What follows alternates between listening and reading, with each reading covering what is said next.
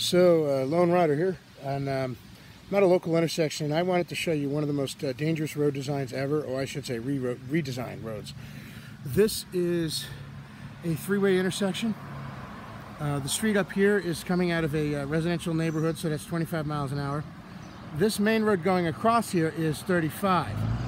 And as you can see, it's a standard road with very wide corners to the turns. And that was done deliberately to give people maneuvering room and options and make it very safe for people to make these turns. Now what they've done is they've changed it by blocking off the sides with poles as well as with markings, and they've created a situation where you lose maneuvering room. You lose the ability to go around hazards, to dodge somebody who makes a mistake. And if you're on a bicycle, for example, riding alongside car traffic, by narrowing the street, they've made it incredibly dangerous. What they've actually done is they've moved the stop line out into the middle of the road, past the perimeter of the intersection, which means that if you're on a bicycle and you're coming down this 35-mile-an-hour street from that direction, you're going to T-bone a car because they're going to be waiting in the middle of the road. The entire intersection seems to be designed by a town works department that's got its hands on some crack and completely lost all perspective about how you make an intersection safe. And the easiest thing to start with is simpler is always best. People don't react well to complex things that are dropped in front of them at the last minute. The best way to make sure an intersection is safe to navigate, as far as for starters, is to make sure that the intersection is as simple as possible so that people can react to it intuitively without having to put too much thought into it. But in particular, when you design an intersection that's made literally with no consideration for cyclists, what you're doing is you're creating an inherently dangerous situation, because cyclists by definition make up 50% of the vehicle category. You know, you've got motorized vehicles and bicycles on the road. Now, they don't make up 50% of the people on the street at any given time, but what they are going to be there, and you have to take that into account when you design the roadway.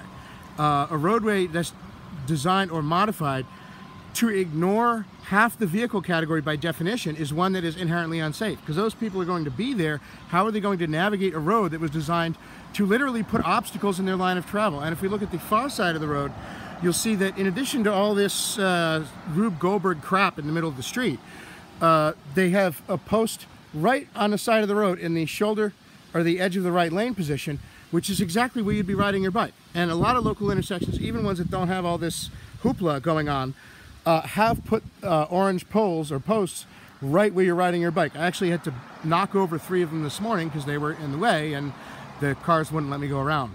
I had to body check them with my forearm. It hurt, but you know, they're putting them in the wrong place. They're putting them there without consideration for the fact that you're riding there. Presumably it has something to do with protecting the safety of pedestrians. Maybe they don't want, if a car stops for somebody in a crosswalk, they don't want another car to pass them on the right. Well, then you know what? Ticket people who are passing unsafely on the right where it's not allowed, and ticket people who are stopping for no reason without a turn signal, which is what prompts other people to pass other people on the right. If you think about it, if they know they're stopping for a pedestrian, nobody's going to pass them because they don't want to hit the pedestrian. The only reason they try and pass them in the first place is because they think it's just an unsignaled turner, right? So ticket the unsignaled turners, ticket the people who are passing when it's not safe to do so or illegal to do so, and then you don't have a problem. But instead, rather than actually solve the problem, they said, oh, let's dump crap in the middle of the road and make it more dangerous, inherently more dangerous. And just the fact that this road here, you know, it's a residential street and it has a stop sign. Now, the stop sign is here. The actual stop line is out here, which is, again, the edge of the roadway is about here. So they're actually, look at this guy. He's waiting in the middle of the road. Now, he doesn't have a choice. They redesigned the road to be dangerous.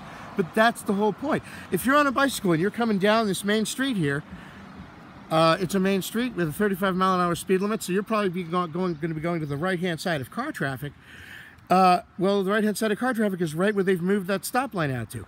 Bang, you're going to collide. And all because the street was designed very, very poorly and with like no acknowledgement of the fact that cyclists are there. You know, again, cyclists aren't going to be 50% of the people on the road at any given time.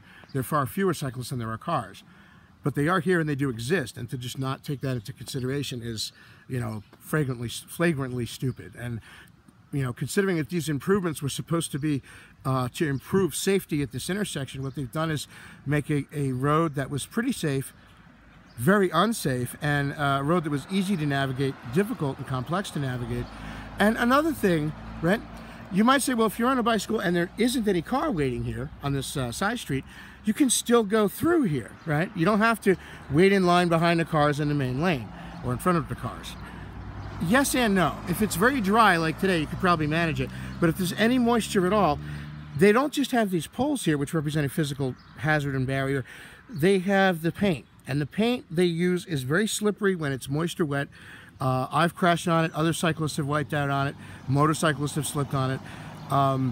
No cyclist in their right mind is going to want to drive over that paint unless they can help it if it's wet. So, you know, and literally the paint is actually a hazard as well. I mean, in my car, yeah, if there's, during the winter, they remove a lot of these poles or they move them off to the side, and I just drive over that like you normally would because that's part of the road. But I'm not going to do it in a bicycle because you're going to slip.